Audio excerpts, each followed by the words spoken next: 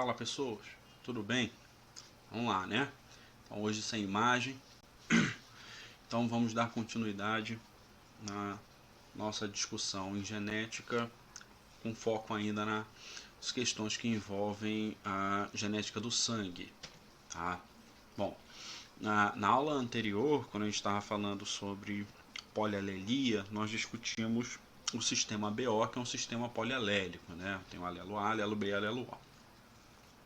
Outro elemento que participa da determinação, né, do sangue para doação é o que a gente chama de fator RH. Só que o fator RH ele é uma herança simples, tá? É uma herança monogênica, então você só tem o mecanismo dominante recessivo, tá? Não tem variação. Tá? Bom, a herança monogênica, fator RH, ela tem esse nome porque ela foi descoberta a partir da administração de sangue do macaco do gênero Rhesus, tá? Em coelhos, e percebeu-se que depois de um determinado tempo, quando você recolhia os anticorpos produzidos por esses coelhos e administrava no sangue do macaco, esses anticorpos eles aglutinavam as hemácias do macaco. Então foi percebido que esse macaco do gênero Rhesus ele produzia um aglutinogênio, né, um antígeno, uma proteína na membrana, que induzia a produção de anticorpos em coelhos. Tá? Bom, e daí? E daí que quando fizeram um estudo com humanos, percebeu-se que alguns indivíduos produzem esse antígeno, enquanto que outros não produzem esse antígeno, certo? Hoje a gente tem esta classificação de conhecimento. Tá? Então, quando você diz que o indivíduo ele é RH positivo, você está dizendo que ele produz um aglutinogênio na membrana da hemácia e que esse indivíduo ele tem os genótipos dominantes.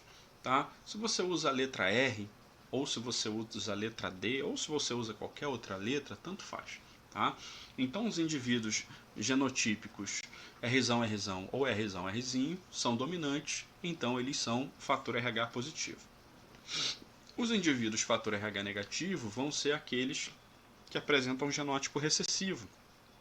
Então são aqueles indivíduos que não produzem aglutinogênio, certo? Tá? Então lembra, qual é a regra do mecanismo de doação? A primeira regra é doar para indivíduo que tem o mesmo tipo de sangue. Então RH negativo doa para RH negativo e RH positivo doa para RH positivo.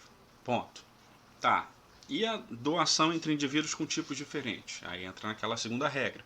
Você não pode doar para um receptor um sangue que tenha um aglutinogênio, um antígeno que ele não reconheça. Logo, se o indivíduo RH positivo é aquele que produz um antígeno, eu não posso doar do RH positivo para o negativo. Por quê? Porque o negativo não reconhece e, consequentemente, ele pode vir a produzir anticorpos anti-RH positivo. Por isso, a doação entre os fenótipos é exclusiva entre RH negativo para RH positivo.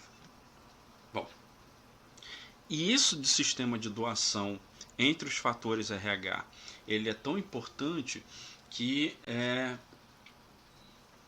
uma das características que precisa ser bastante difundido e conhecido, porque existe a possibilidade, não é rara, da ocorrência de uma doença chamada eritroblastose fetal ou doença hemolítica do recém-nascido.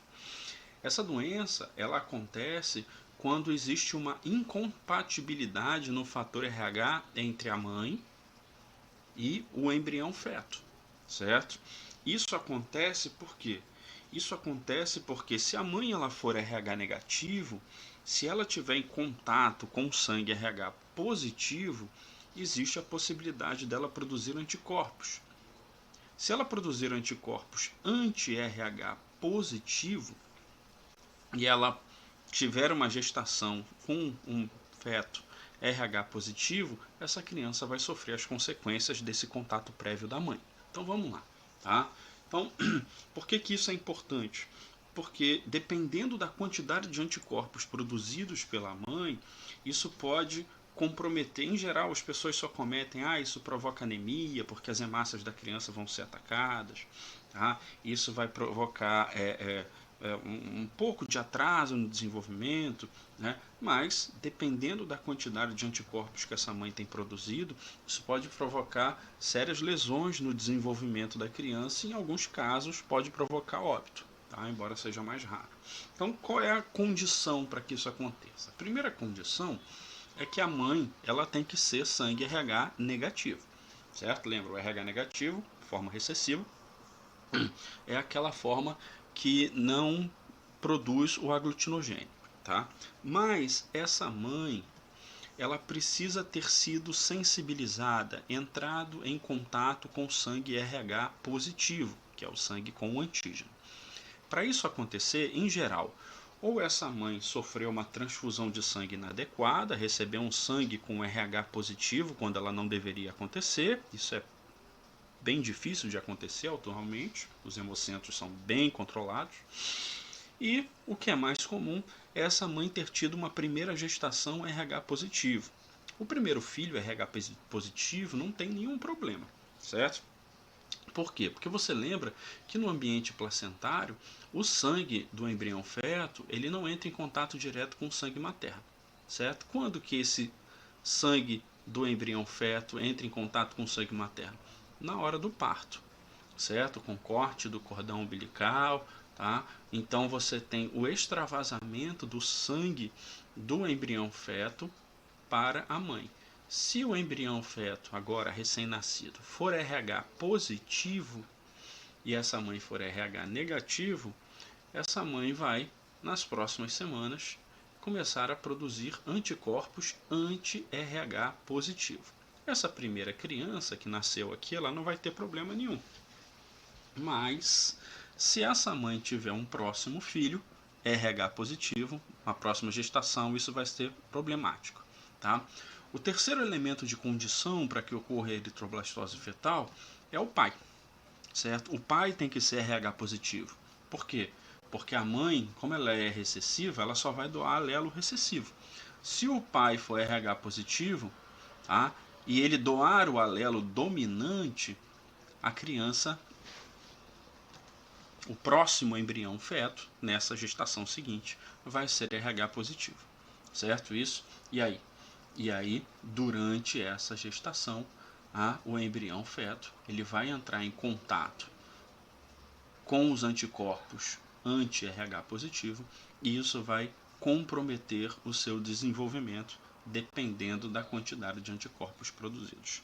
Por isso, tá, que o exame de sangue após o parto, né, principalmente na criança depois de 72 horas, para determinação do tipo sanguíneo da criança é importante, principalmente se a mãe for RH negativo. Porque se a mãe for RH negativo e a criança for RH positivo, essa mãe ela vai precisar tomar drogas, fármacos imunossupressores que vão inibir o sistema imunológico dela, impedindo com que ela produza anticorpos anti-RH positivo, para que não impacte ou afete próximas gestações que venham a ser RH positivo. Tá bom? Isso é extremamente importante. Bom, então a gente já viu o sistema BO na aula passada, a gente viu o fator RH e agora a gente vai ver o chamado sistema MN. Tá? O sistema MN ele é uma herança monogênica com codominância. Tá? Lembra, com codominância é aquele em que o heterozigoto ele representa uma mistura dos homozigotos. Então ele é um terceiro fenótipo, como a gente viu lá nas primeiras aulas, quando eu falei para vocês das plantas boninas, né, que tem pétalas rosas, brancas e vermelhas, ou quando a gente viu aquele gado que apresenta variação no couro de 3 formas também. Tá? O sistema MN aqui, ele também foi descoberto por Landsteiner, só que junto com o colaborador, com o aluno Levine, em 27. Foi anterior à questão do RH. Tá? Bom, e aí o que eles descobriram? Eles descobriram que em sangue humano existe a produção dos antígenos, né, dos aglutinogênios M e N, certo? Nas hemácias. E que todo mundo produz, ou produz M, ou produz N, ou produz M e N. Certo isso? Só que em geral, salvo raríssimas exceções, não existem aglutininas, né, anticorpos anti-M ou anti-N, né, no plasma das pessoas. Né? Então, esse sistema ele não é considerado relevante para o sistema de doação sanguínea. Tá bom? Então, como é que funciona? Ó? Se o indivíduo tem o genótipo MM, significa que ele produz o aglutinogênio M. Tá? É só M aqui. Se o indivíduo ele produz o genótipo NN, ele tem o genótipo N, certo? E se ele tem o genótipo MN, ele vai produzir M e N, certo? Isso, tá?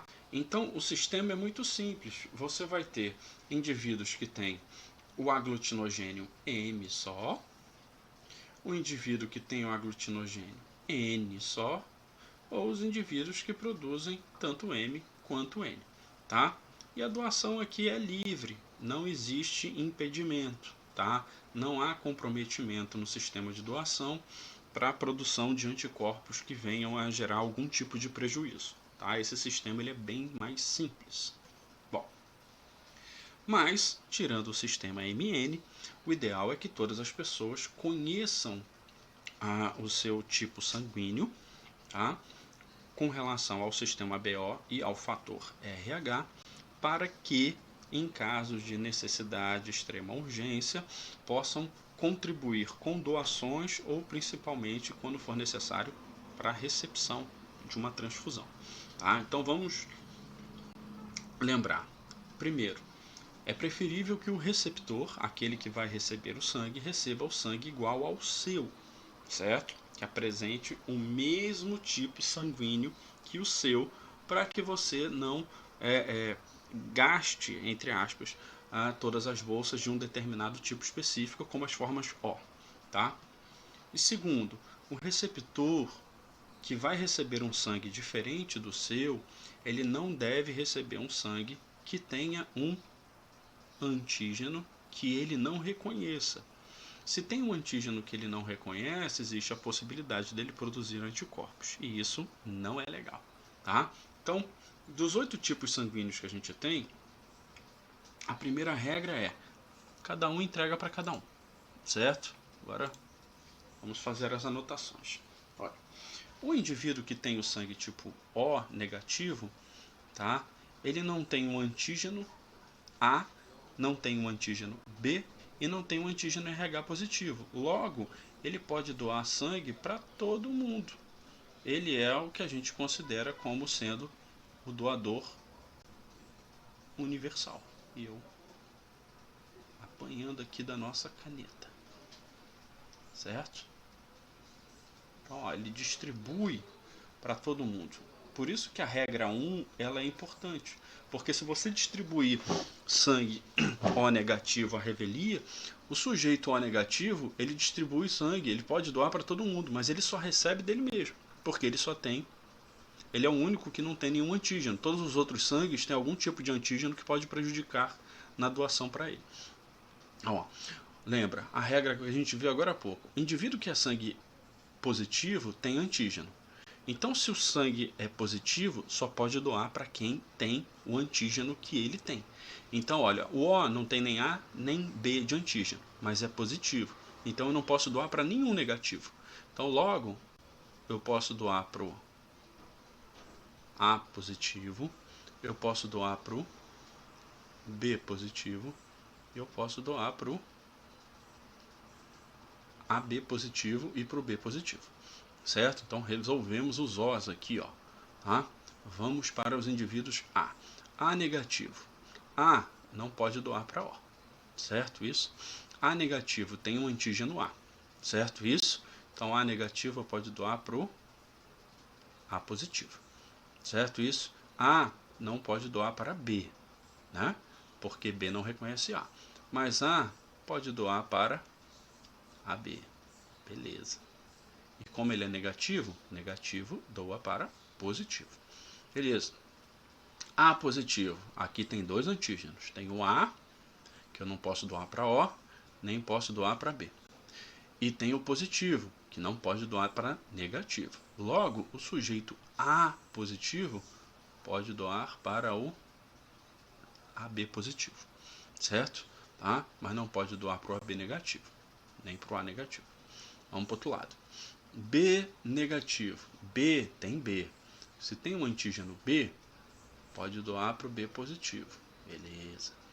Se B tem um antígeno B, não pode doar para o O e nem pode doar para o A. B negativo pode doar para o B, AB negativo e para o AB positivo, certo? Avancemos. B positivo tem dois antígenos, tem o B e tem o positivo.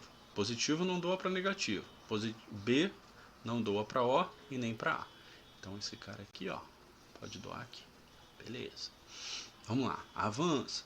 O sujeito que é AB negativo, ele tem A e tem B. Se ele tem dois antígenos do sistema BO, ele não pode doar só para A, muito menos para O e nem para B. Então o AB negativo, ele pode doar para o AB positivo, certo? E quando você vai para esse cara aqui, ó, esse cara ele tem o A, ele tem o B e ele tem o RH positivo. Então esse cara tem os três antígenos. Se ele tem os três antígenos, ele não pode doar para ninguém, mas ele pode receber de todo mundo, tá? Então o que a gente vê? A gente vê que no final das contas, esse sujeito aqui, ele doa para 1, 2, 3, 4, 5, 6, 7, 8. Ele doa para todo mundo. Por isso que a gente chama ele de doador universal. Enquanto que o sujeito AB aqui, positivo, ele recebe 1, 2, 3, 4, 5, 6, 7, 8. Ele é o receptor universal. Então ele tem todos os aglutinogênios, todos os antígenos, então não tem como o sangue dele produzir anticorpos para rejeitar algo. Então ele pode receber de todo mundo. E esse aqui, ó, não tem antígeno nenhum, então não tem como o sangue dele ser rejeitado. Por isso que ele é o doador. Então, vamos avançar e vamos analisar aqui, ó, no exercitando. Determine o tipo sanguíneo de cada paciente abaixo. Lembra, ó, isso aqui a gente faz, a gente faz em qualquer hemocentro, né, no Brasil, a gente vê isso o pessoal fazendo em escola de maneira irresponsável, né? Lembra que é sangue, é fluido corporal, você não sabe se a pessoa ela tem algum tipo de infecção ou contaminação. Quando tiver isso acontecendo em alguma escola, em alguma feira de ciências, pula fora, fica longe, tá? Mesmo porque o pessoal não é treinado para isso. Então vamos lá. Na primeira gota de sangue, eu pego um paciente, 3 gotas de sangue. Na primeira eu testo um antígeno anti-A, na segunda gota um antígeno anti-B e na terceira gota o antígeno anti-RH positivo, ó, que é o anti-D. Então olha só. Mudou o aspecto do sangue na gota de A? Não. Então tem um antígeno A? Não. Gota B. Mudou o aspecto? Sim, aglutinou o sangue aqui. Então tem B? Tem. Tem B, beleza. Tá? Não tem A, tem B. Aqui, aglutinou o sangue, frator RH? Não. Então tem RH positivo? Não. Então esse aqui é o B negativo. Legal. Avança. Se paciente B tem o aglutinogênio A? Tem. Então tem A. Tem B? Não. Não tem B. Tem RH positivo? Tem. Aglutinou. Então esse aqui é o A positivo. Legal. Desce. Terceiro paciente C. Tem A? Não. Tem B? Tem. Tem um antígeno positivo? Tem. Beleza. Tem A? Não, não aglutinou. Tem B? Não, não aglutinou. Quando não aglutina nem A nem B, o sujeito é O. Tem RH positivo? Não. Então ele é o O negativo. Doador universal. Certo? E aí, bora para uma reunião, uma questão de família aqui para bagunçar o negócio todo. Ó. Os indivíduos enumerados de 1 a 5, pertencentes à mesma família, foram submetidos a exame de tipagem sanguínea para 3 sistemas, ABO, RH e MM. Abaixo, a tabela indica os resultados para a presença positivo ou ausência negativo de antígenos relativos à membrana dos eritrócitos, pertencentes a cada um dos sistemas sanguíneos examinados. Então, olha só, vamos determinar o sangue da galera toda aqui. Ó. Paciente 1, vou colocar aqui em cima. Aqui, ó, tá? Ó, sistema ABO, A e B. Tem A e tem B. Beleza, então ele é AB. Ih, caramba, tava demorando. Ele tem A e tem B. AB. Beleza. Fator RH tem? Não, negativo. Então é AB negativo. Sistema MN tem M e tem N. Então ele é AB negativo, MN. Beleza. Sujeito 2 aqui. Tem A? Tem. Tem B? Não. Então ele é só A. Tem fator RH? Tem. Positivo. Tem M? Tem. Tem N? Tem. Então ele é MN. Olha aí, que é muito fácil. Tem A? Não. Tem B? Tem. Terceiro aqui. Ó. B. Calma, paciência. B. Tem RH? Tem. Positivo. Tem M e N? Tem. Tem M e tem N. Beleza. Quarto sujeito. Tem A? Não. Tem B? Não. Não tem A nem B. É O. Tem RH? Não. Tem M? Tem. Tem N? Não. Só M. Então vamos lá. 5. Tem A? Não. B? Não. RH? Sim. Então a O positivo. Tem M? Tem. Tem N? Não. Beleza. Determinamos aí os 5 sujeitos. Tá? Sabendo-se que a família analisada é constituída por pais e filhos biológicos, assinale a alternativa que traz a provável relação de parentesco entre os indivíduos. Tá, então você tem que ter 2 pais aí e você tem que ter 3 filhos aí. Tá. Primeira coisa, tá? Aqui é meio manjado esse negócio aqui, tá? Se você tem que os indivíduos, você tem indivíduo ó, O positivo e O negativo, tá? E você tem indivíduo AB, tá? Então fica meio manjado que se eu tenho indivíduos AB e eu tenho indivíduo O, então significa que eu recebi um A de um pai, um B de uma mãe, um O de um e um O de outro.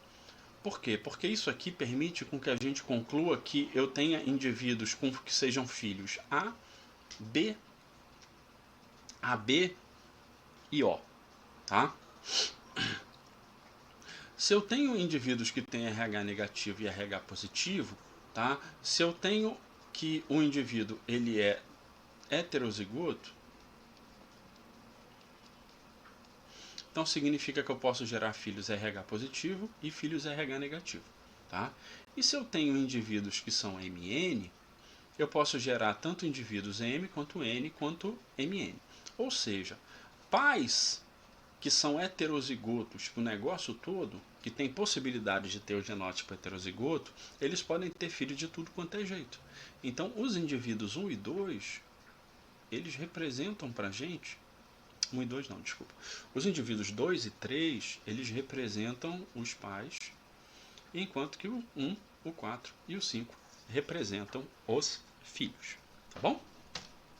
Bom, essa é a nossa aula de hoje, tá? Espero que vocês aproveitem, tenham aproveitado, façam os exercícios, refaçam os exercícios, tá? Porque esse é um assunto, é um tema extremamente importante. Nos vemos na próxima, tá? Um grande abraço.